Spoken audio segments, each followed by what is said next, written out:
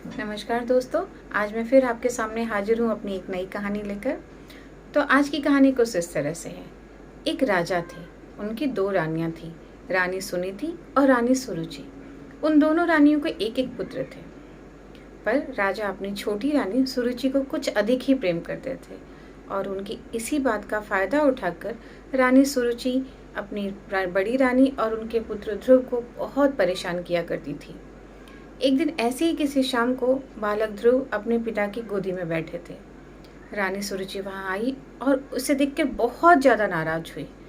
उन्होंने क्रोधातिरेक में बालक ध्रुव को अपने पिता की गोद से हटा दिया और उसे जमीन पर रख दिया और कहा कि ये जगह तुम्हारे बैठने के लिए नहीं है।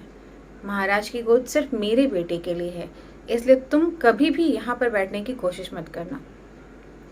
बालक ध्रुव ने कहा, लेकिन एक पिता के प्रेम पर तो सबका अधिकार है माता, तो फिर आप मुझे अपने पिता के पास क्यों नहीं बैठने दे रही हैं? रानी सुरुचि ने कहा कि अगर तुम्हें इनकी गोद में बैठना था ना, तो उसके लिए तुम्हें मुझसे मेरी कोख से पैदा होना था। बालक ध्रुव रोने लगे।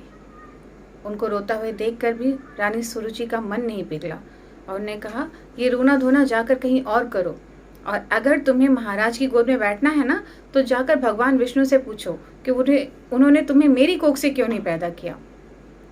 बालक ध्रुव रोता रोता अपनी माता के पास पहुंचा और अपनी माता सुनीति से पूछा, माता, मुझे भगवान विष्णु कहाँ मिलेंगे? मुझे उनसे पूछना है कि मुझे अपने पिता की गोद में बैठने का अधिकार उन्होंने क्यों नहीं दिया।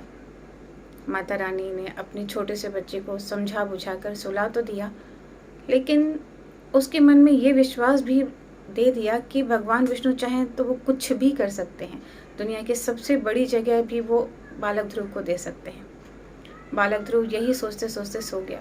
आधी रात को वो उठा और मन में ये संकल्प लेकर कि भगवान विष्णु से अपने सवालों के जवाब भी मांगेगा और उनसे अपने लिए एक ऐसी ऊंची जगह मांगेगा जहाँ से उसे कोई भी नहीं हटा सके। आधी रात को मन में यह संकल्प लेकर बालक ध्रुव अपने घर से निकल पड़ा।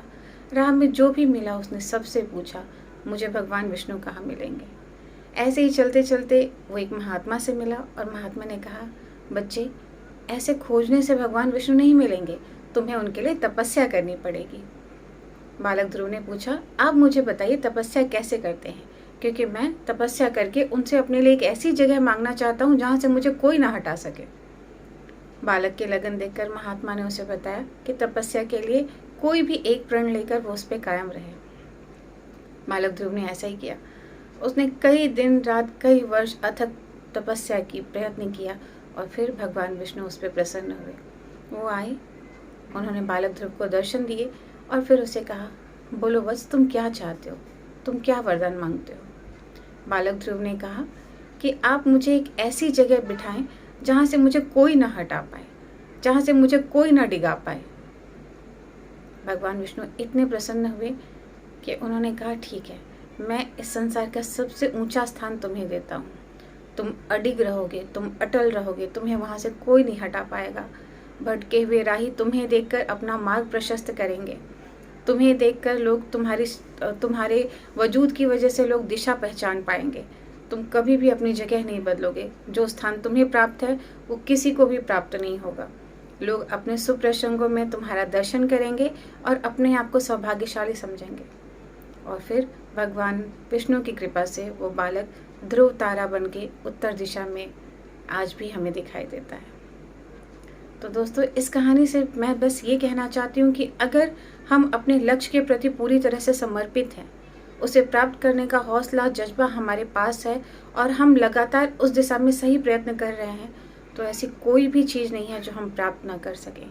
ऐसा कोई भी लक्ष्य नहीं है जो हम हासिल ना कर सकें, और ऐसा कोई भी नहीं है जो हमें डिगा सके, हटा सके। धन्यवाद।